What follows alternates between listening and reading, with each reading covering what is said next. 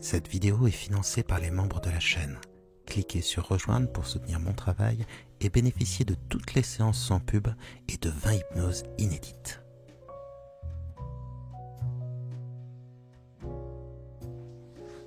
Ho ho ho ho. En ce moment, ça veut juste dire bonjour.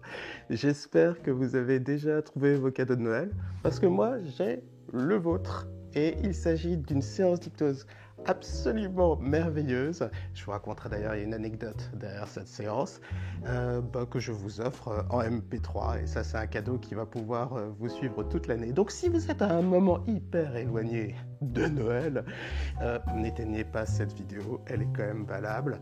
Je vous raconte l'histoire derrière. Alors, bien sûr, pour ceux qui soutiennent la chaîne et qui reçoivent toutes les séances d'hypnose en MP3, il n'y a rien de très très neuf, mais pour ceux qui ne le font pas encore ou qui ne le feront peut-être jamais, eh bien, c'est ma manière de vous souhaiter de très très bonnes fêtes. L'histoire derrière, elle est très simple. Chaque mois, on se réunit avec les membres pour faire une hypnose tous ensemble. Et il s'est passé quelque chose de magique. Je crois que vous croyez à la magie en ce moment, à Noël, on est obligé de dire oui.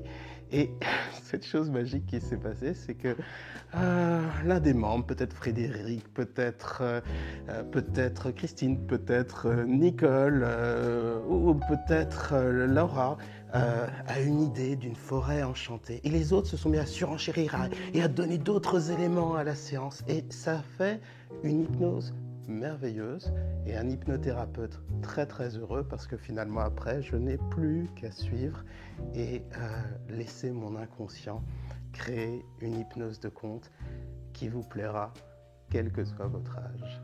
Donc n'oubliez pas, si vous voulez télécharger la séance, c'est en description. Et si vous voulez me faire un petit cadeau, vous aussi, si vous voulez être mon Père Noël en quelque sorte, n'oubliez pas de partager cette séance, ça fera un psy heureux. Et puis, si vous voulez, vous pouvez soutenir la chaîne. Alors que la pluie tombe et qu'on entend juste à côté le son des gouttes, cette présence rassurante, celle de la pluie quand on est bien au chaud à l'intérieur, bien dans son lit.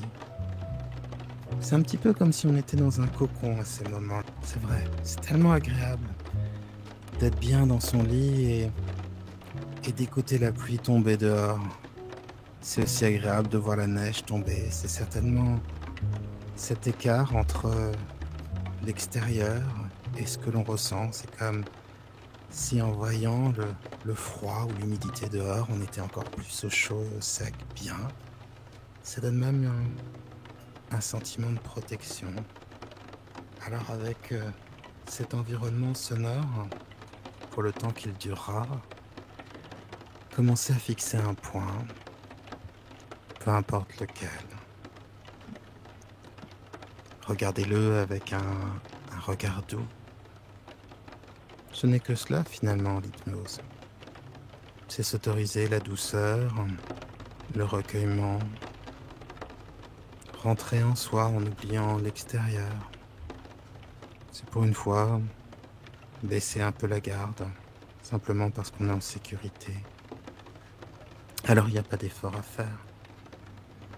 Quand on est face à la pluie ou face à la neige, à la fenêtre, que le regard se perd et que tout d'abord au départ, il semble doux, les paupières presque mi-closes, on ne fait pas d'effort pour entrer en transe. On ne fait pas d'effort pour entrer dans une sorte de rêverie douce, agréable. Ça se fait tout seul et c'est la même chose avec l'hypnose. On n'a pas à faire d'effort. Il suffit de se laisser bercer par la voix. Et peu importe le moment où les yeux se fermeront, c'est presque la cerise sur le gâteau en quelque sorte, parce que déjà bien avant, le corps et l'esprit se seront préparés à la transe. Et comme l'entrée dans l'état hypnotique se fait d'une manière progressive, eh bien quand on ferme les yeux, on est le plus souvent déjà en transe, sans être capable de savoir à quel moment exactement ça s'est mis en place. Mais quelle importance quand tout le chemin qui mène à la transe n'est que douceur, tranquillité, agrément. C'est comme une histoire dans laquelle on pourrait entrer, devenir un élément de l'histoire, pas vraiment un acteur, car on se laisse porter surtout. C'est plus peut-être de l'ordre du rêve, l'hypnose. Il y a des moments où votre esprit va décrocher, c'est très bien. Ça aussi, ça aide à entrer en transe.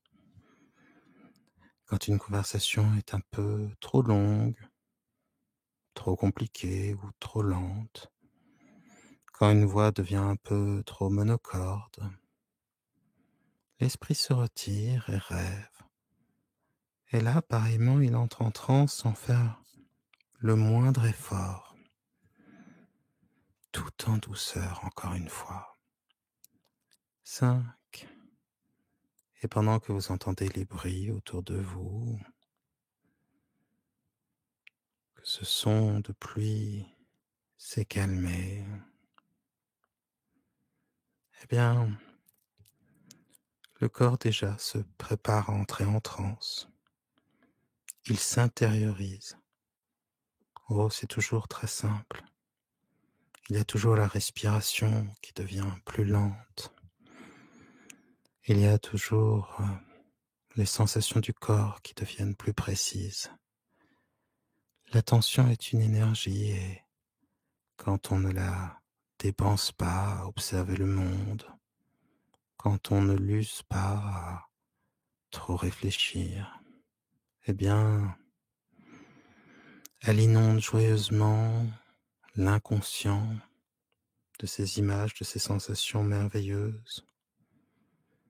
Et tout à l'intérieur de soi devient plus précis. Au départ, les sensations du corps, bientôt les rêves que vous ferez et qui prendront toute la chair, qui s'illumineront de la lumière de votre attention et qui prendront la force en vous de l'énergie que vous y consacrez. Alors, sans faire d'effort, alors qu'encore certains bruits reviennent, toujours des bruits agréables, des bruits qui donnent envie de rentrer en soi-même, d'être dans un cocon de douceur. Eh bien, vous entrez donc plus en transe. Et parce que la respiration est très liée à l'hypnose et à nos états émotionnels en général, comme une sorte de bijection entre nos émotions qui forment notre respiration et notre respiration qui forme nos émotions, comme un chemin que l'on peut parcourir à l'aller et au retour sans peine.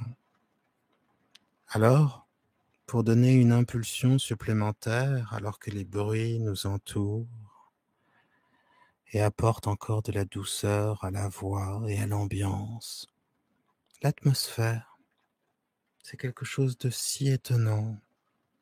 Être dans un endroit et puis avoir l'impression qu'il y a quelque chose dans l'air, quelque chose qui vous touche, qui saisit votre cœur, votre esprit, votre corps en entier. C'est le mystère de l'atmosphère, de l'ambiance.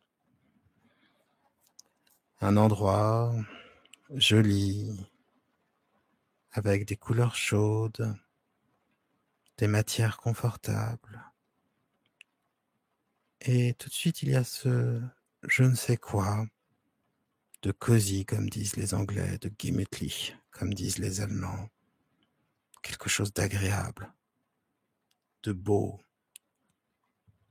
dans lequel on se sent bien, et c'est ça l'atmosphère. Et là, c'est une atmosphère de calme, de recueillement, de douceur qui s'installe en vous et vous fait vous rapprocher de la transe toujours davantage. Et c'est quelque chose de doux et agréable. Alors oui, La respiration n'a pas attendu ces mots pour se ralentir.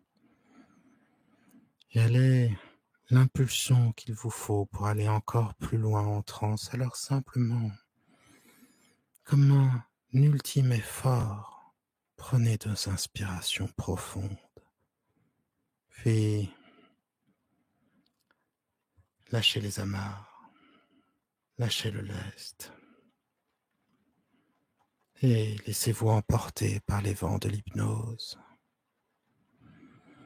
C'est bien, et pendant que les pensées s'accrochent et se décrochent, se conjuguent, s'alternent, se retrouvent, défilent, dérivent, recréent par le chemin même de l'émotion, de l'instant, le fil, ou peut-être même la trame de ce que l'habitude avant, faisant percevoir en soi déjà pourtant les prémices mêmes du changement, une sorte d'évolution tranquille, souterraine, comme un petit être qui se développe dans un œuf et dont on ignore tout à l'extérieur. Vous entrez encore plus en transe, dans une transe plus calme, plus confortable, plus douce. 4 et d'autres sensations se mettent en place, comme le poids de la respiration. La respiration plus profonde, plus lente, plus douce. Et cet air calme et frais que vous inspirez qui se diffuse comme des racines de calme. L'idée d'un arbre, l'idée bientôt d'une forêt belle, mystérieuse,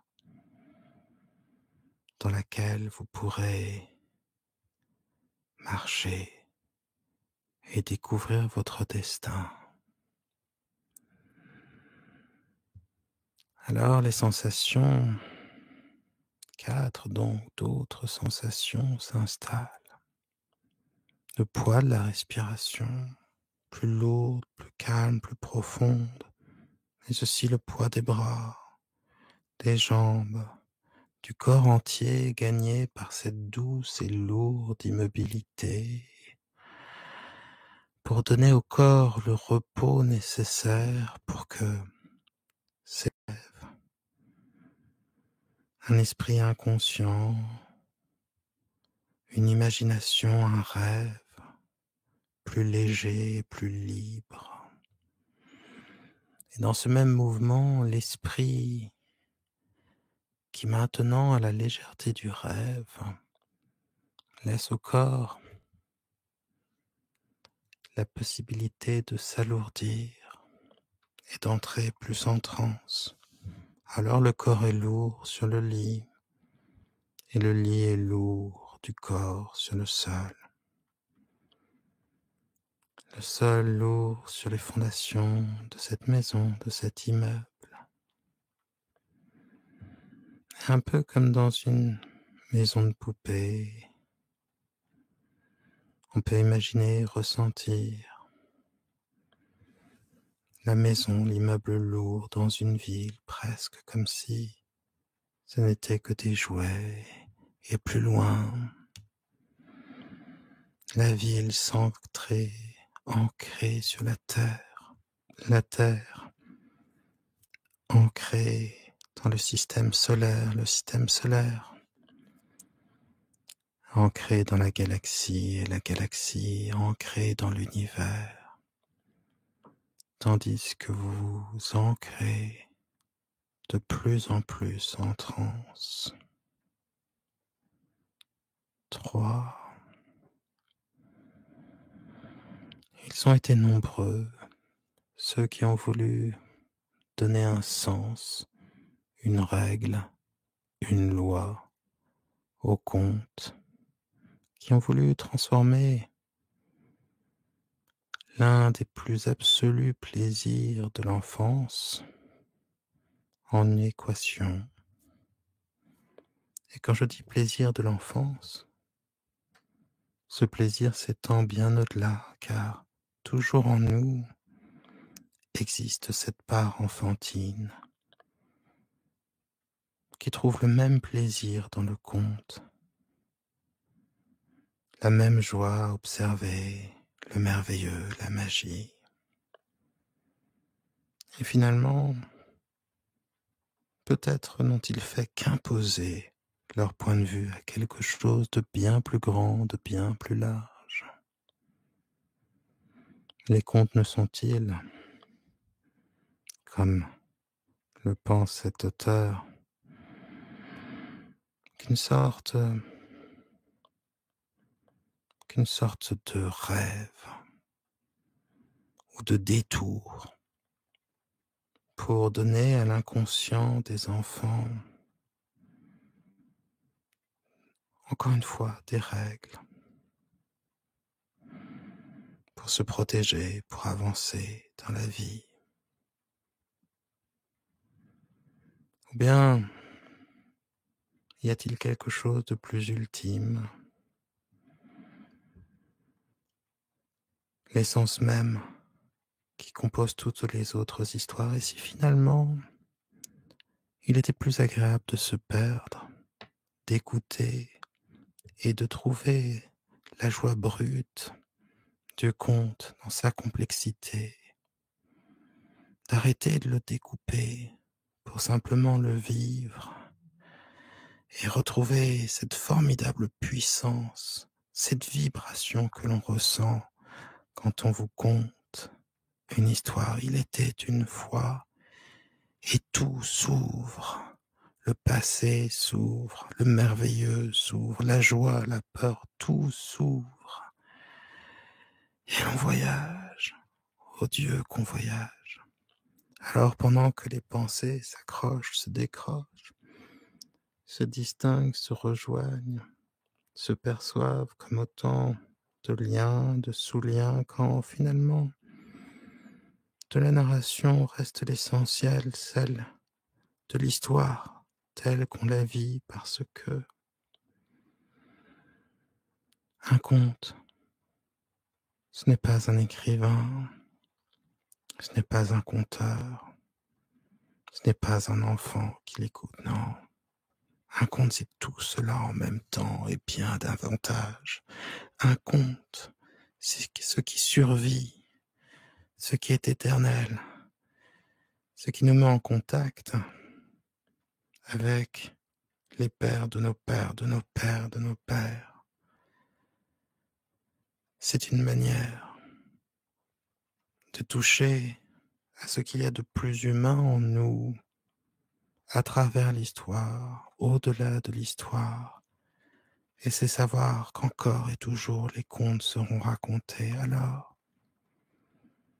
dans ce sentiment, peut-être est-ce une évidence, qu'il n'y a rien de plus précieux que les contes, alors que, en soi, dérivent, se construisent, se permettent, s'autorisent, non pas comme une licence, non, non pas comme une exception, ni même un privilège, alors que les bruits nous traversent, vous entrez encore plus profondément en transe. 2. Alors que vos pensées s'accrochent et se décrochent, s'accrochent et se décrochent, alors que faire? Se faisant se faire, n'être rien d'autre que ce que l'on sait faire, alors même que vous savez déjà plus que vous ne saviez que vous saviez. Les yeux fermés, certainement depuis longtemps.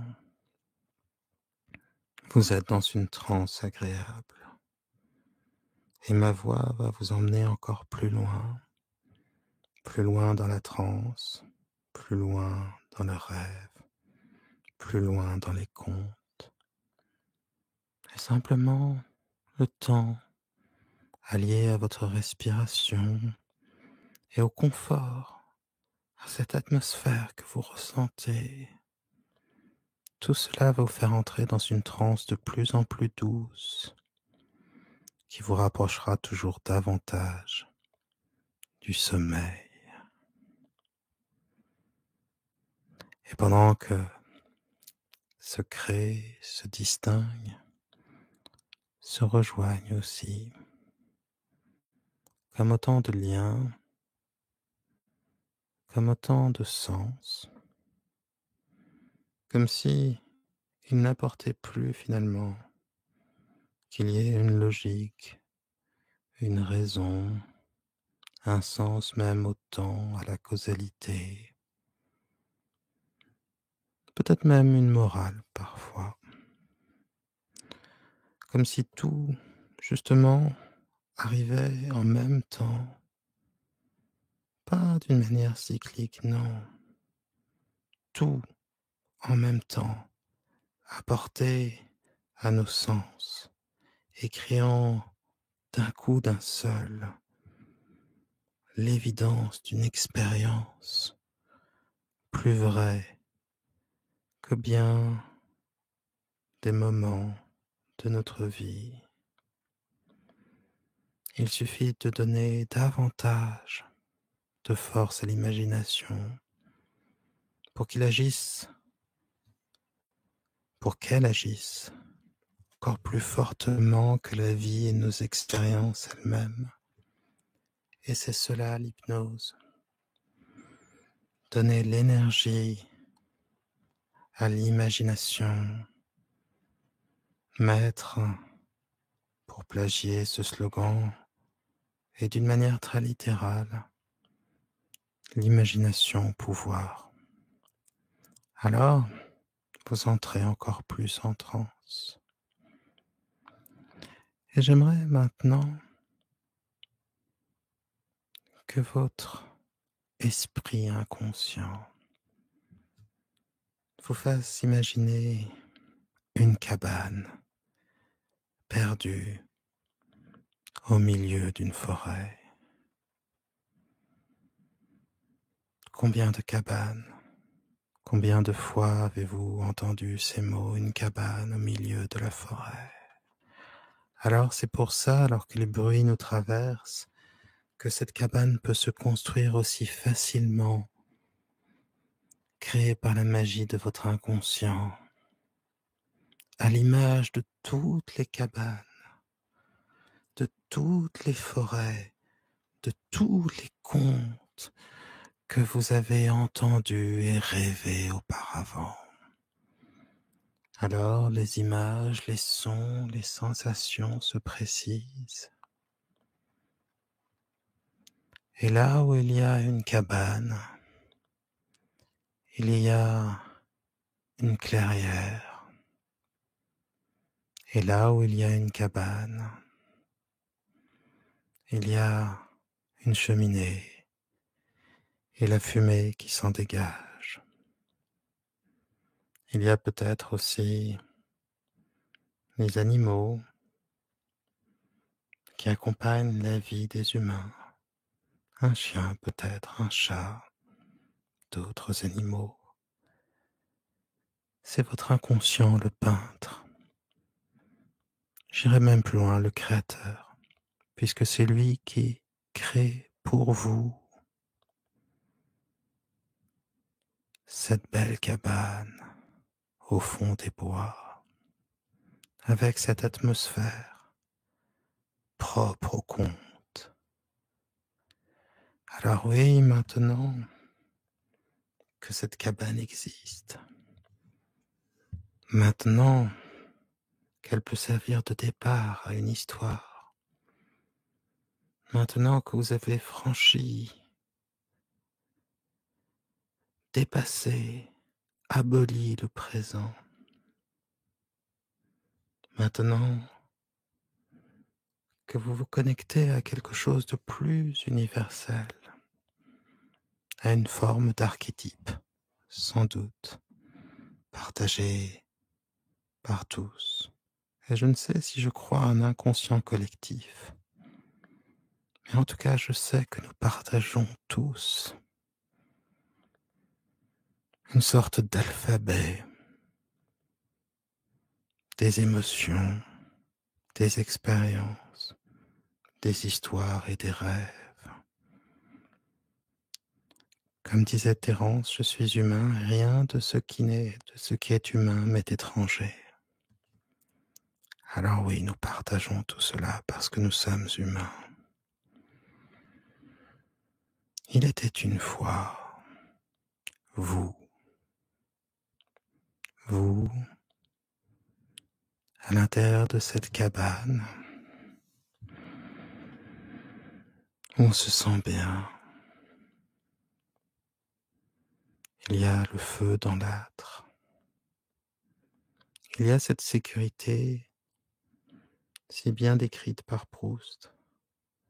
La sécurité qu'il y a à être dans un endroit que l'on connaît, que l'on reconnaît, auquel on s'est habitué. On s'approprie les endroits. Et comme ici, c'est quelque chose que vous avez visité des dizaines, des centaines de fois, bien sûr que vous êtes bien, c'est évident. Quelle douceur, quelle tranquillité. Et il y a la présence de cette vieille dame, pas forcément votre grand-mère, simplement, encore une fois, l'archétype, l'essence même de la grand-mère, douce, généreuse, et qui connaît la plus haute forme de ce qu'est l'amour. L'amour que l'on trouve à rendre heureux les autres. L'amour sans égoïsme. Alors ne soyez pas étonnés si elle vous prépare des gâteaux ou une limonade ou toute autre chose. Que font les grands-mères dans les contes de fées? Votre inconscient le sait. Et il va la créer, lui donner vie, la faire agir dans le sens essentiel de l'histoire et de votre intérêt. À quel moment naît l'envie d'aventure? Que faut-il pour avoir envie de sortir de ce cocon doux et protecteur, pour aller vivre une aventure tout aussi douce, mais pleine de surprises? Est-ce simplement parce que l'on veut aller jouer dehors? Est-ce que c'est parce que cette grand-mère vous raconte un conte, une histoire qui vous donne envie d'explorer, de découvrir un mystérieux secret?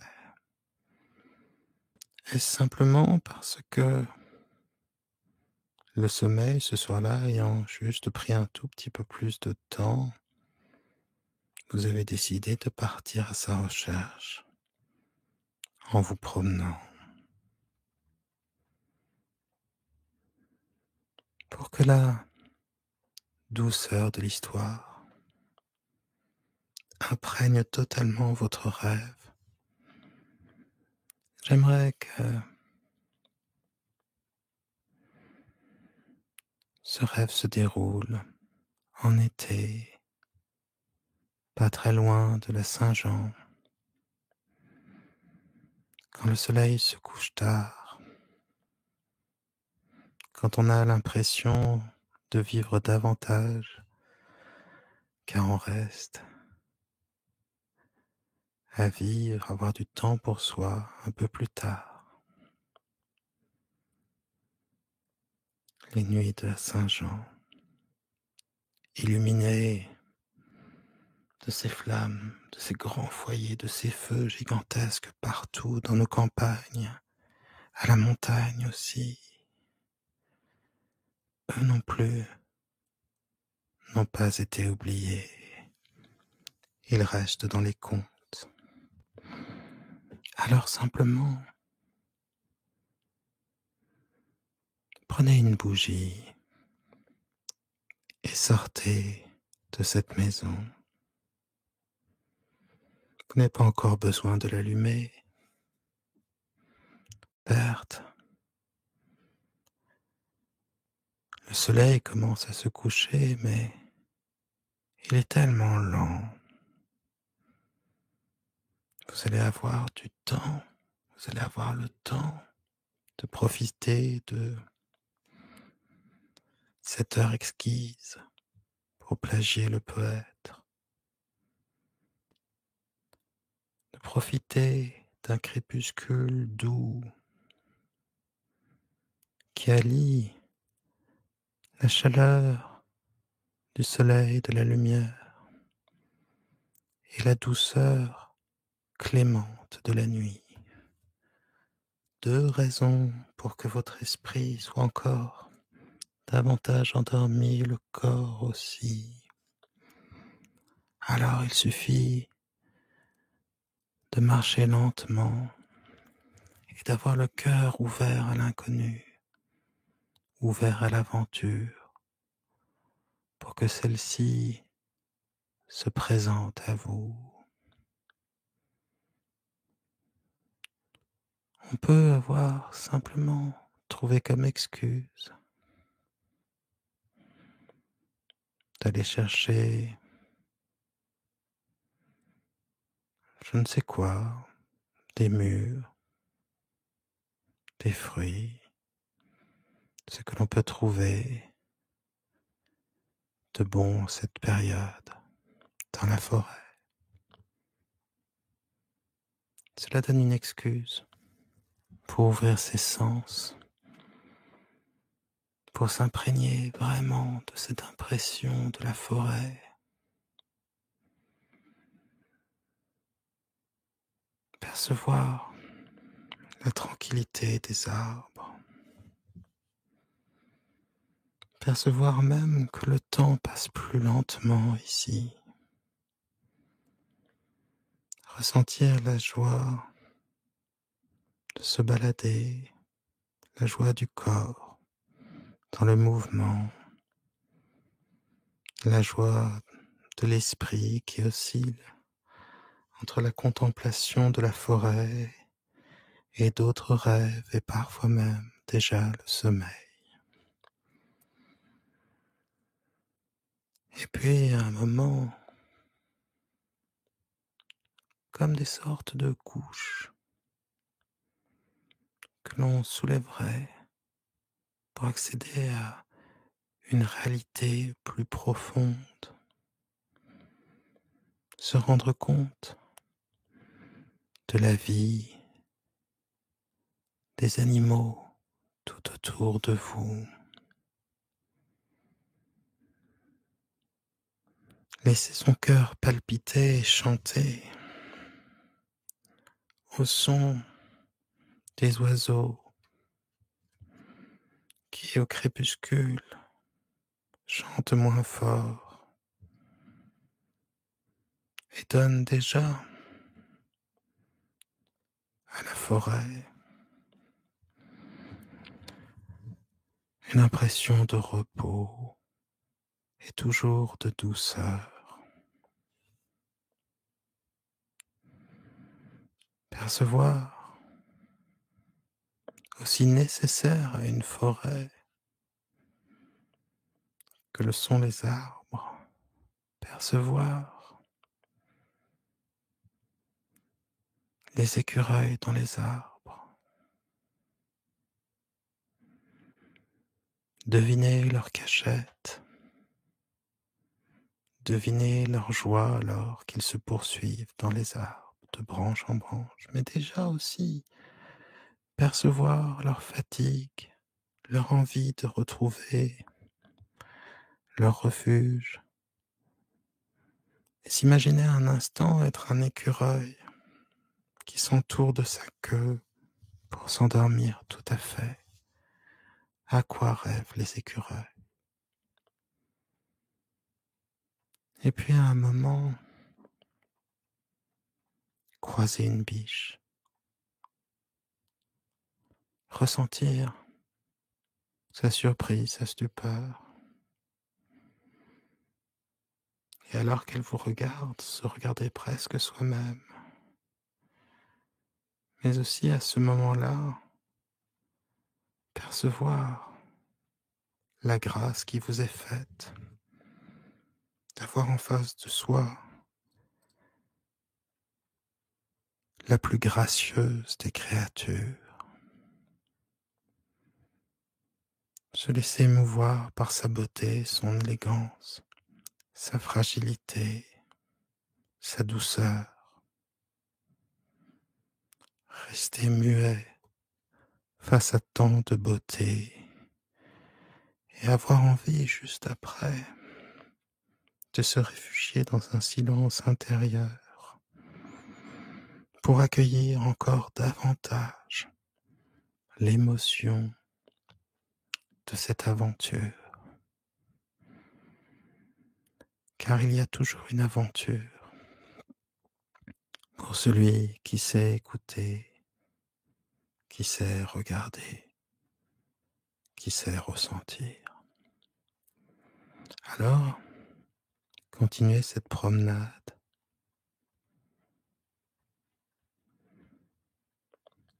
et être à peine surpris lorsque les animaux qui vous entourent se mettent à parler. N'est-on pas dans cette zone crépusculaire où le soleil a presque rendez-vous avec la lune? N'est-on pas dans un moment féerique? N'a-t-on pas l'impression d'être véritablement ailleurs? N'avance-t-on pas cette fois-ci?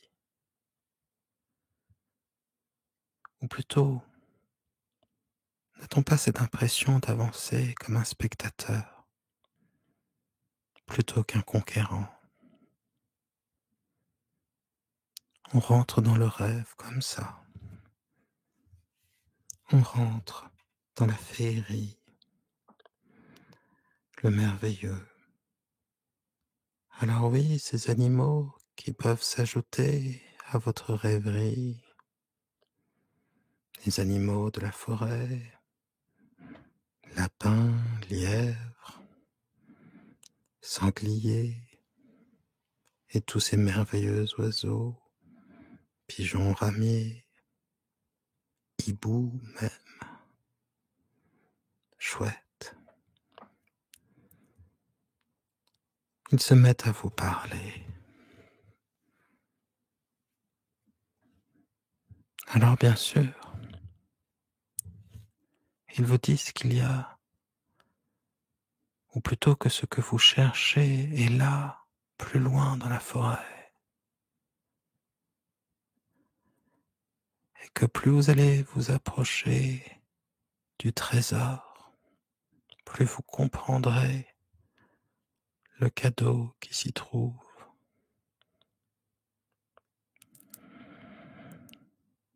Comme c'est simple. Mais si vous tendez l'oreille, ils ont d'autres choses importantes à vous dire à propos de votre bonheur, de votre vie, que des conseils doux, simples, comme peuvent les donner ces êtres plus proches de la nature que nous, plus entiers et sincères donc. sans qu'il y ait à mettre de gradation. Alors écoutez leurs conseils et sentez comme votre cœur s'apaise et votre respiration devient profonde à mesure que vous les laissez vous parler. Cette sensation si douce, si familière, oui. C'est comme si vous pouviez parler à des amis sincères, respectueux, pleins de bienveillance à votre endroit. À eux, vous pouvez tout confier, tout dire. Avec eux, il n'est plus nécessaire de porter un masque.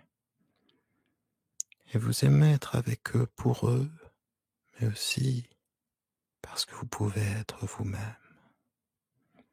Et dans ces moments-là, où que l'on soit, eh bien, on se sent chez soi. Wenn ich ein Vögelein wäre, flöge ich zu dir. Si j'étais un petit oiseau, je volerais vers toi. Oui, c'est là où est votre cœur que se trouve votre maison. Alors la forêt devient aussi sûre, protectrice, apaisante que l'était votre si jolie cabane, la présence de votre grand-mère.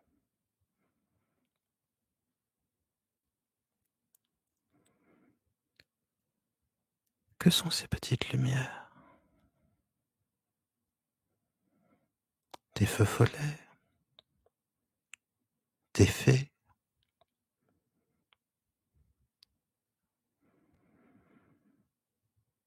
Non, le temps a passé, on s'est encore rapproché de la nuit,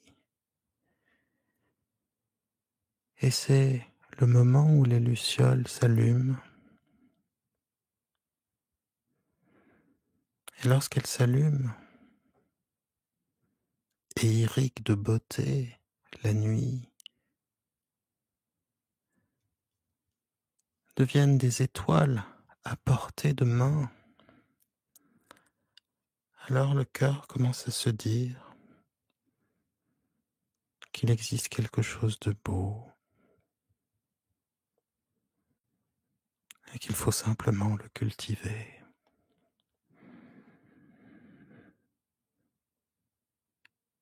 Elles ne parlent pas, bien sûr, ces lucioles, contrairement aux autres animaux, mais elles semblent vous guider. Elles donnent de la lumière sur le chemin. Cela devient un chemin de lumière qui s'ouvre. Et certainement, à un moment, elles quittent le chemin des hommes pour vous diriger vers le chemin des fées, dans le pays des contes, des fairies, comme disent les Anglais, les fées. Et là encore, c'est une atmosphère de douceur, bien sûr, de protection aussi, de magie, totalement. Oh, que le corps est lourd, déjà oublié loin, dans ce lit, qu'il est calme et endormi. Alors que vous continuez sur ce chemin de lumière, observez en face de vous, coupant le chemin un grand trou, et tout de suite vous savez que ce n'est pas un obstacle. Tout de suite quelque chose en vous permet de savoir que ce serait le lieu idéal pour abriter des fées, le lieu idéal pour passer dans le territoire du rêve et du conte. Alors oui, les lucioles sont parties, et à la place d'autres lumières, cette fois-ci avec de plus grandes ailes, plus gracieuses encore, les fées. Observez leur maison, tout pour aller. Maison, une bûche creuse, une fleur pas encore ouverte, des trous dans les arbres, l'abri d'une plante, et voir toute cette belle agitation de lumière et de magie donne à votre cœur l'envie d'être encore plus immobile, réceptif, comme si vous pouviez faire totalement vôtre ce merveilleux spectacle. Et c'est le cas par la magie de l'hypnose, puisque ce spectacle, c'est vous-même, puisque vous êtes à la fois le créateur, l'acteur, le metteur en scène, le peintre de cette scène merveilleuse. Ici, tout est vous. Et ici, vous sentez à quel point vous êtes merveilleux. Le chemin doit continuer. Et c'est très bien. Car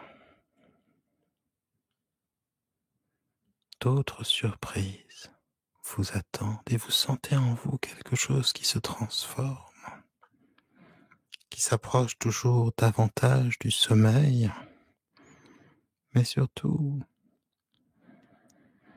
qui s'approche davantage de vous-même. On dit que la vie est initiation en cela qu'elle nous change. Mais dans un rêve, on peut vivre tant de choses, si vite, si proche de ce que nous sommes. Ce qui fait que chaque hypnose est profondément initiatique en cela qu'elle nous change. Elle nous change pour nous permettre simplement de nous rapprocher de ce que nous sommes réellement, au fond, au cœur de nous-mêmes. Alors laissons le chemin s'illuminer. Cette fois-ci, d'une manière différente. Par terre, comme des diamants, comme des étoiles, mais des diamants plus brillants, plus hypnotiques que les diamants les plus purs du royaume éveillé.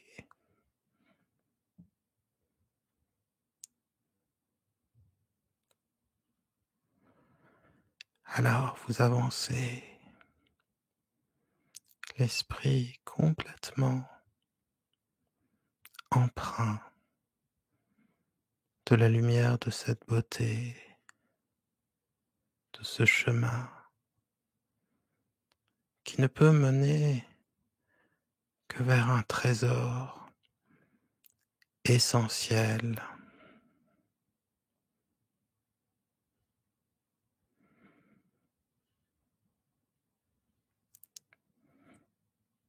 Vous le sentez. Et c'est l'occasion pour le corps lourd là-bas, dans ce lit, le corps déjà presque totalement endormi, si proche du sommeil, ne restant ici que pour rêver encore un peu plus loin, mais tellement calme, assoupi,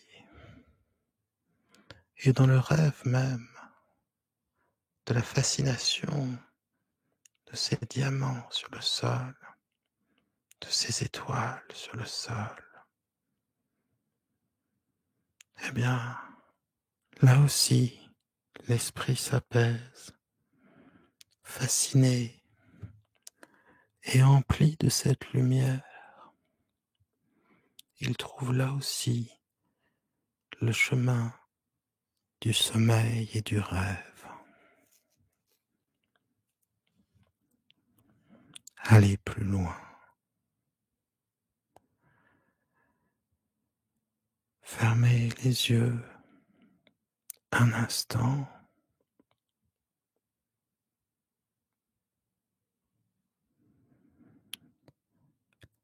et les ouvrir pour se rendre compte que vous êtes face à cette cabane.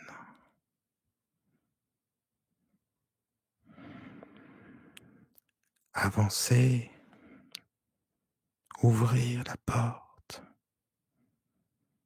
retrouver la chaleur, la quiétude, la douceur du foyer. Se diriger vers le lit, y sentir tout le confort, le calme, le repos que l'on aura. Deviner les rêves que l'on fera et savoir que c'est cela le trésor. Le trésor, c'est le sommeil, ou plutôt les rêves qui y vivent. C'est la possibilité de l'infini à chaque sommeil, où l'on peut devenir tout, ressentir tout, vivre tout.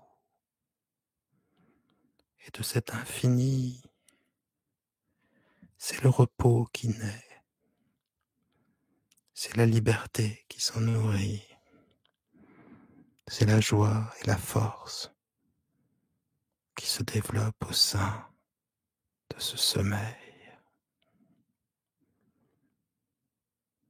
Alors, votre esprit inconscient va vous faire continuer à rêver, peut-être à d'autres histoires dans la forêt, peut-être à d'autres rêves, des rêves de châteaux, des rêves de dragons, de créatures magnifiques, des rêves de pays d'Orient, des rêves d'ailleurs. C'est votre inconscient qui va vous faire poursuivre le rêve, tandis que ma voix, elle, ne sera là que pour vous accompagner vers un sommeil toujours plus doux et avant une transe plus profonde. Car bientôt, si ce n'est déjà le cas, vous serez au royaume de Morphée. Peut-être l'endroit d'où naissent les contes.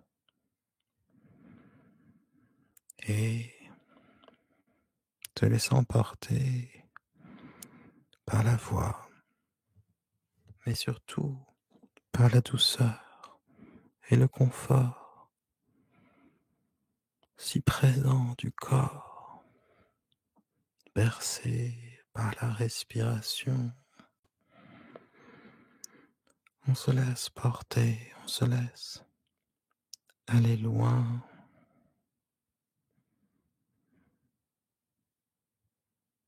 on se laisse guider par soi-même et dériver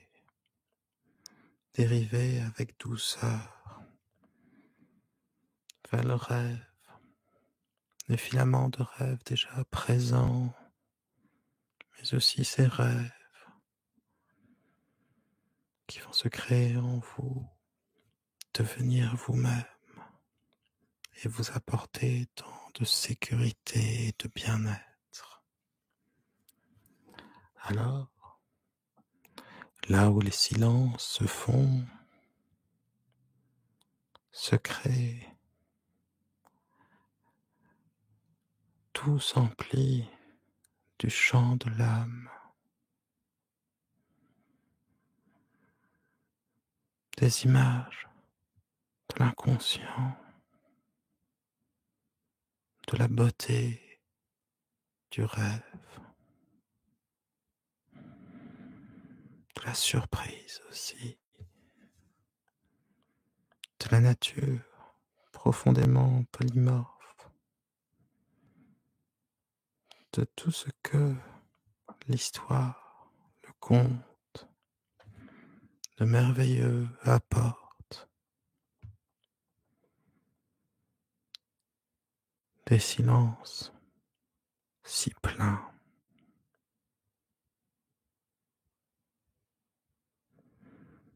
une voix qui n'est qu'une excuse pour permettre à votre inconscient de développer sa magie, cette magie qui vous change, mais aussi cette magie créatrice, pure, belle,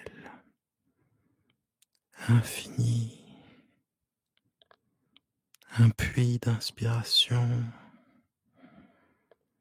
une muse qui susurre à votre oreille les plus beaux conseils, mais aussi les plus beaux sentiments, les plus belles histoires et les plus merveilleuses envies. Alors, retrouvons cela presque une sorte de piste, en cela que l'hypnose vous fait partir de vous pour mieux vous retrouver comme tout à l'heure. Vous partiez d'une cabane, de votre foyer, pour mieux y retourner. L'hypnose, c'est sous le multiple. Laissez apparaître l'essentiel et l'inviter à nous métamorphoser, changer, pour parvenir soi-même à quelque chose de plus essentiel, à un équilibre sans tension, à une évidence de soi, porté par la songerie,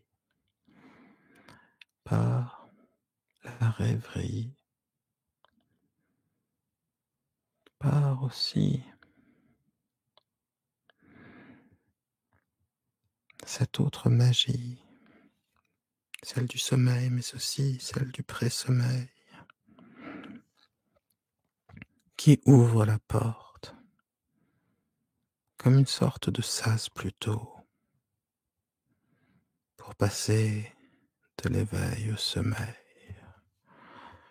Que le corps est lourd, que le corps est endormi, bien confortable, serein,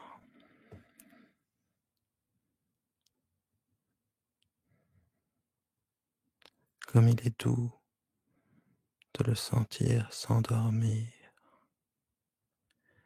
et rêver maintenant.